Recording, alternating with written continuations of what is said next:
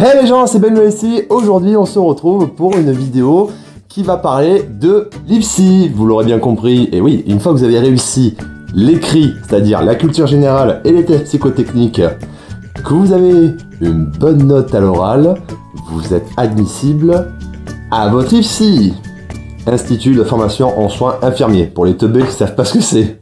Il s'agit de l'école dans laquelle vous allez vous embarquer dans une magnifique aventure de 3 merveilleuses années. Ou 4 pour les boulets comme moi qui ont redoublé. Putain de calcul de dose. Putain de calcul de dose. Calme-toi Ben, calme-toi, tu vas y arriver cette année. Tu vas y arriver. Pardon, excusez-moi les gars, je m'égare. Oui, une magnifique aventure.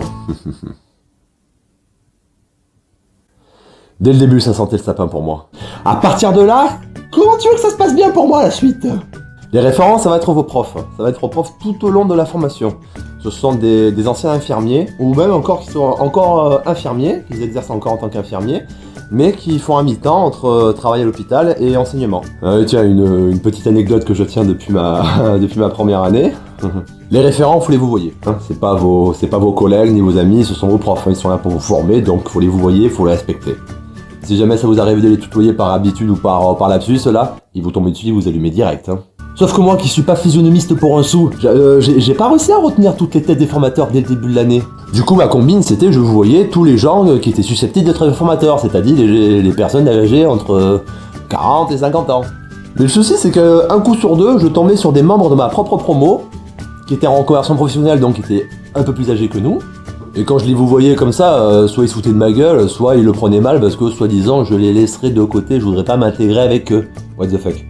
Du coup, j'ai élaboré une autre technique pour plus me faire niquer comme ça. Quand j'étais amené, toujours au début de l'année, hein, parce que après ça va mieux maintenant. Hein. Alors quand j'étais amené à croiser quelqu'un de plus de 40 ans qui était susceptible d'être mon formateur ou un membre de ma promo, dans un couloir donc super informel, et que j'étais évidemment amené à lui parler. Et ben, je me démerdais toujours pour parler, pour rétorquer, sans balancer de pronoms personnels, c'est-à-dire tu ou vous. Ça a l'air chaud comme ça, hein, mais j'ai développé ma petite technique quand même. Hein.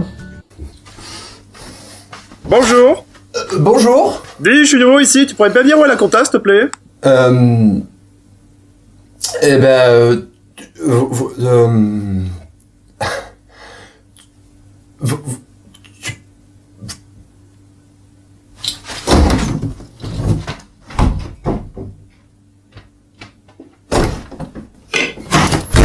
Ça, c'était la solution de repli.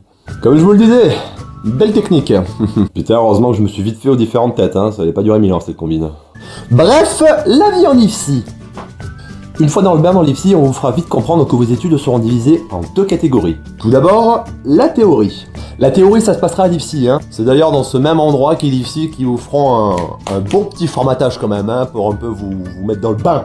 C'est là qu'ils vous apprendront à faire les liens, mobiliser les concepts. Virginia Anderson, se demander pourquoi. Les vrais me comprendront. Non mais ouais, sans déconner, dès que vous arrivez, vous foutez une tronche comme ça. Hein. C'est aussi dans cet endroit magique qu'est l'IFSI qui vous feront découvrir ces superbes unités d'enseignement, les yeux. Ce seront vos matières, ce seront vos leçons que vous devrez apprendre pour vos partiels. Et t'as intérêt à bien réviser si tu veux pas te ramasser des rattrapages pour juillet. Des yeux tout aussi importantes les unes que les autres. Gestion des risques, anthropologie, biologie moléculaire. Alors celle-là c'était ma préférée, la biologie moléculaire, ma préférée. C'est à cette UE que j'ai découvert que les cours magistraux n'étaient pas obligatoires et qu'on pouvait les sécher.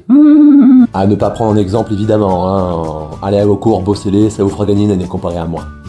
Vous aurez aussi des dossiers à faire à préparer d'une importance mais internationale. Des dossiers qu'il faudra taffer soit seul, soit en binôme, soit en groupe, mais dans tous les cas, ça sera taffé sur votre temps libre les gars.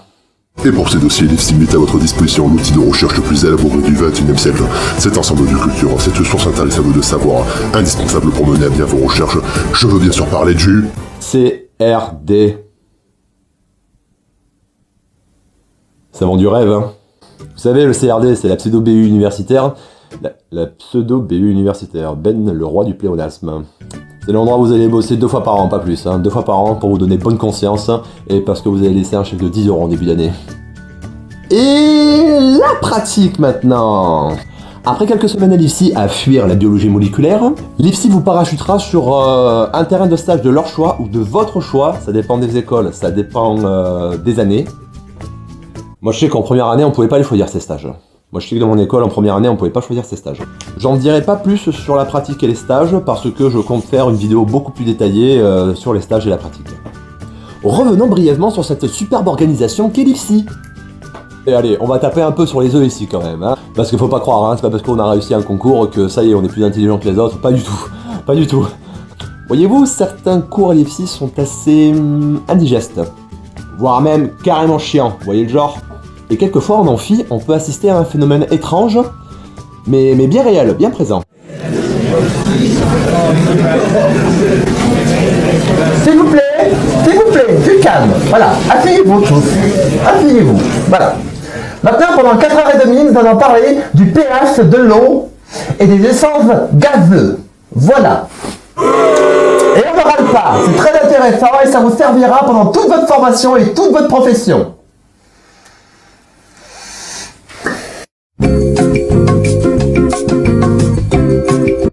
Ah, c'est votre pause, c'est ça? C'est votre pause. Bon, allez-y, je vous laisse un quart d'heure. Un quart d'heure et vous revenez tous, d'accord? Allez. Et je vous préviens, j'ai une montre.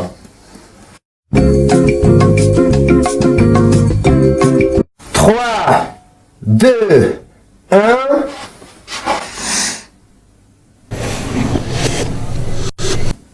Ils sont où? Ah, selon les yeux et les cours proposés, après la pause, l'amphi c'est Lost les disparus le truc, hein. Y a plus personne, hein. On est AFK, on est parti, hein. Non, je suis mauvaise langue, y a des gens qui restent quand même, hein. Généralement, c'est les plus sérieux, c'est ceux qui sont tout devant. Et c'est ces mêmes personnes de devant qui te tapent un scandale quand tu fais trop de bruit derrière. Mais moi, faisant partie du groupe des fervents défenseurs de la porte arrière de l'amphi, si quelqu'un se lève, se retourne et qui m'engueule et qui me tape la fiche devant toute l'amphi, je me lève, je la regarde droit dans les yeux et je lui... Non, je déconne, hein, je m'assois, je ferme ma gueule et je dis pardon en plus, hein, comme tout le monde. Hein. Mais en même temps, c'est pas plus mal que l'amphi se vide de temps en temps. Hein. Que quand l'amphi est plein, il y a bordel. Hein. Alors quand c'est CM de bio-C, ça va, y a personne. Par contre, quand c'est un cours sur l'hygiène super important et super obligatoire, l'amphi, c'est le métro japonais. Un autre truc qui est relou aussi à l'IFSI, c'est l'émargement. L'émargement, ça va devenir très vite votre pire ennemi.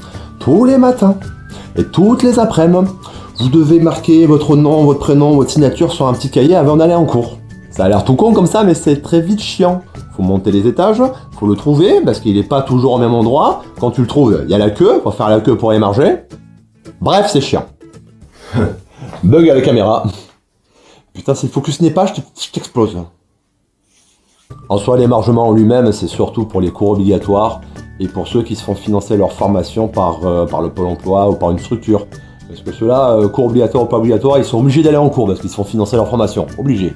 Mais ça n'empêche que pour les autres, si tu vas pas en cours et que tu signes pas, même si c'est pas obligatoire, ton prof, il le voit que tu vas pas en cours, hein, et ça, tu le rappelles bien, il te casse bien les couilles au rendez-vous pédagogique. Dites donc, monsieur Ben, là, vous êtes pas souvent en cours, hein? Bah oui, mais c'est pas obligatoire, hein. Ah, je m'en fous, hein, moi je vois bien que vous êtes pas en cours, hein, je le vois bien, regardez, là, y a pas votre nom, là, je vois bien que vous êtes pas en cours. Hein. Donc, ça nous arrive de frauder. Enfin, pas moi, hein, moi, je suis beaucoup trop sérieux, beaucoup trop mature pour tricher sans un truc comme ça, quoi. Hein. Pourquoi vous riez? Tout ça pour dire que les cas de fraude ne sont pas rares. Cas de fraude, je m'explique, ça veut dire que je signe l'émargement, je vais pas en cours, je me casse, je vais au bar du coin me faire un baby ou alors je rentre chez moi. Voilà, c'est ça, frauder. Encore une fois, ça ne me concerne absolument pas moi. Des fois ça passe, mais il faut faire gaffe, hein, parce que c'est pas rare qu'ils nous balancent un petit contre-appel à la fin du cours, pour savoir ceux qui sont là, ceux qui sont pas là. Mais bon, si t'es pas là pendant le contre-appel, mais que t'as pas signé l'émargement, ça va, t'as assumé, t'es pas venu, mais t'as pas signé, voilà, c'est bon, t'as rien à craindre du contre-appel. Hein. Par contre, si t'es appelé au contre-appel, que t'es pas là, et que t'as signé, là les gens, vous êtes très très mal. L'école, ça les fait pas trop marrer là, que vous fassiez ça. Hein. Ils sont un peu chatouilleux là-dessus. C'est très très simple en réaction. Hein. Ils vous chopent en cas de fraude, c'est un avertissement direct. Direct. Et c'est comme sur YouTube, hein. En tout cas, toujours mon école, je suis pas très renseigné sur les autres, mais bon, en tout cas, mon école, c'est comme sur YouTube. Hein. Au bout de 3 strikes, t'es jarté. Allez. Comment terminer cette vidéo sans vous parler de ce petit versant de la formation? Bien que vous deviez déjà vous en douter.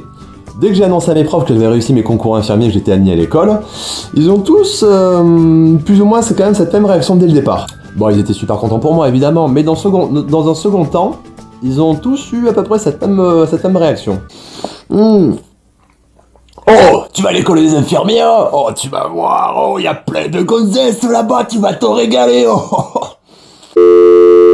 Et effectivement, le tout premier truc que tu vois à la rentrée dans ta promo, c'est que ta promo est essentiellement composée de filles. C'est pas une légende, on a fait le ratio l'année dernière, on a à peu près 3 filles pour un gars dans la promo. Bon les mecs, je vous vois venir, hein, je vous vois très vite venir, Ben, il a dû se régaler, plein de gonzesses et tout, là. Et ben...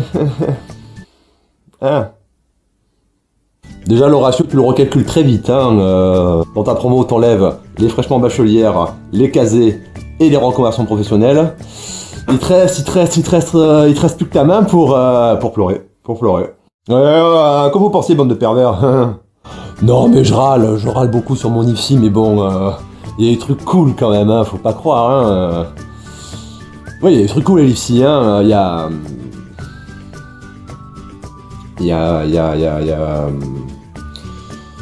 tellement de trucs que j'arrive pas à décider en fait, il y a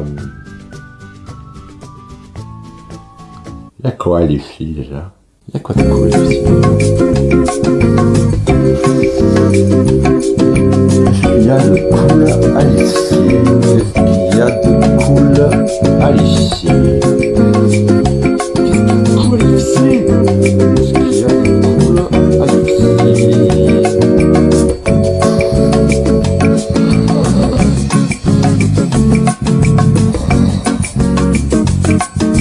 Et merde, je suis encore là.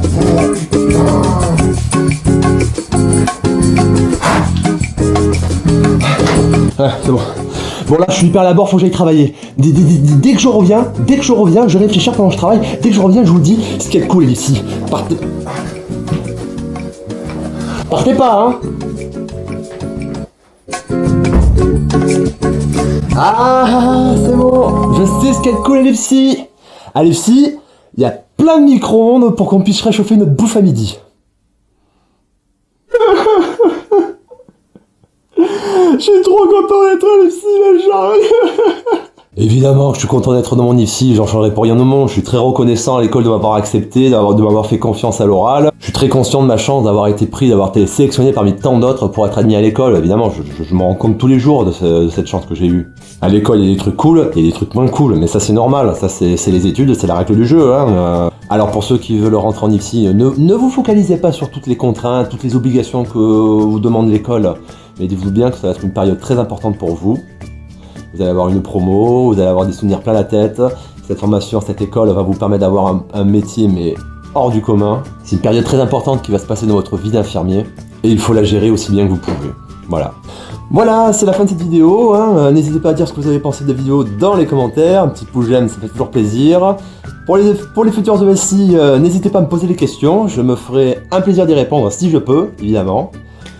Ciao les gens, à la prochaine.